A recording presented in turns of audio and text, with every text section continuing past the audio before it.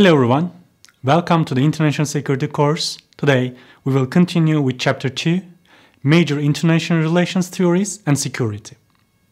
In this chapter, we will first talk about traditional international relational approaches to security, then critical security studies, international security from a critical perspective, postmodernism and security, and finally, social constructivism and security.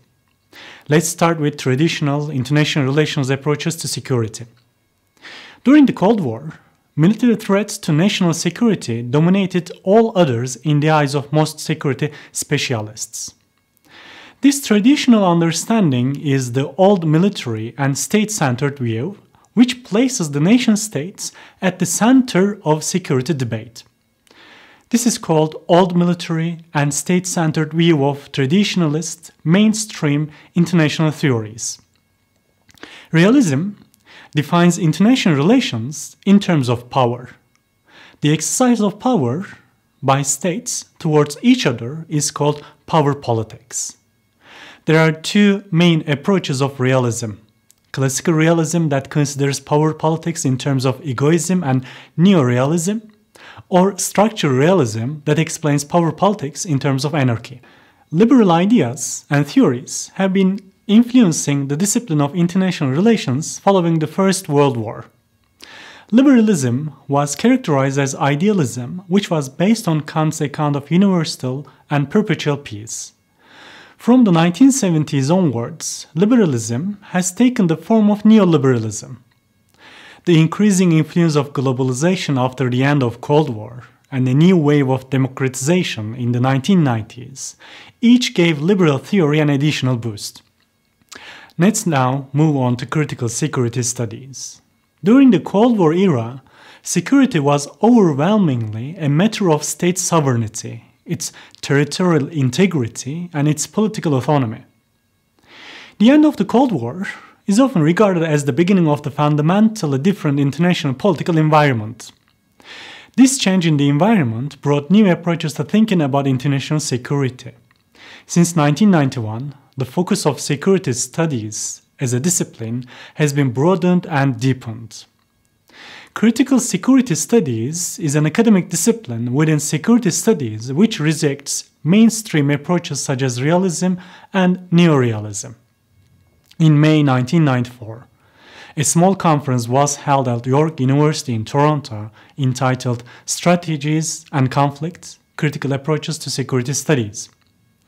It brought together from around the world a variety of scholars with interests in security and with concern about new security studies in the early post-Cold War era. Critical security studies take the Frankfurt School critical theory as a guide in order to define the world. Critical theory rejects positivism by claiming that knowledge doesn't arise from the objective reality, but it reflects some interests and purposes. Critical security studies use post-positivist epistemological methodology. Positivism is an epistemological approach that includes certain methodology and methods. Positivists claim that social sciences can be built upon the same model as natural sciences. Critical security studies share the belief that in order to respond to complex threat of post-Cold War period, the agenda of security should be expanded. This pragmatic shift that took place during 1980s broadened the security agenda. Critical security theorists are particularly interested in human beings as the central reference of a dynamic security discourse. They challenge the military-focused approach of the traditional security understanding. Now, let's talk about international security from a critical perspective. Since the late 1980s, major IR theories have been challenged by critical perspectives. Critical perspectives vary remarkably. The most prominent critical theories in international relations are Marxism and Neo-Marxism, critical theory, post-structuralism, postmodernism, social constructivism.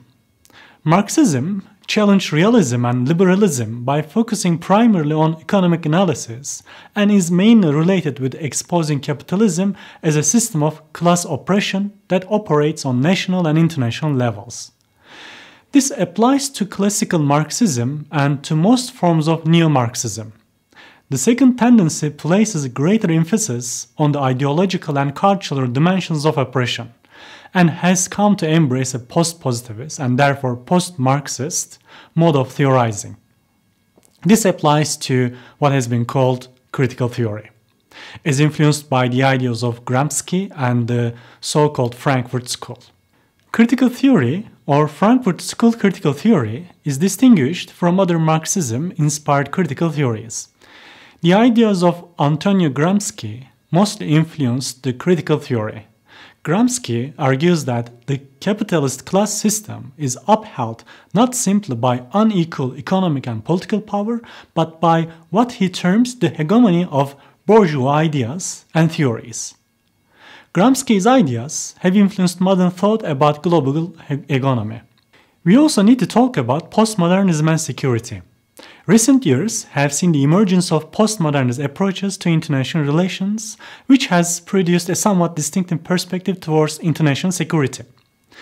Postmodernists share the view that ideas matter, but they also see discourse, how people talk about international politics and security, as an important driving force that shapes the way in which states behave. Post-structuralism emerged alongside postmodernism, and the two terms are sometimes used interchangeably. Post-structuralism emphasizes that all ideas and concepts are expressed in language, which itself is enmeshed in complex relations of power. Influenced particularly by the writings of Michel Foucault, post-structuralists have drawn attention to the link between power and systems of thought using the idea of discourse, or discourses of power. In the crude terms, this implies that knowledge is power. However, in the absence of a universal frame of reference or overreaching perspective, there exists only a series of competing perspectives, each of which represents a particular discourse power. Our last topic to talk about for today is social constructivism and security. Social constructivism focuses on the nature of norms, identity, and social interactions. The constructivist approach is based on the belief that there is no objective, social, or political reality independent of our understanding of it. Constructivists hold that these state identities are complex and changing and arise from interactions with other states, often through a process of socialization. Scholars argue that threats to security are not automatically given but produced through intersubjective interaction, that is, through dialogue and discourse between individuals and groups. In general terms, the mainstream social constructivist approach argues that security is a social construction that is context-specific. Threats do not simply exist independently of our knowledge and representations of them. They are brought into being by processes and actors. So, this is the end of our program for Chapter 2 of the International Security course. Goodbye, and see you in our next program, Chapter 3.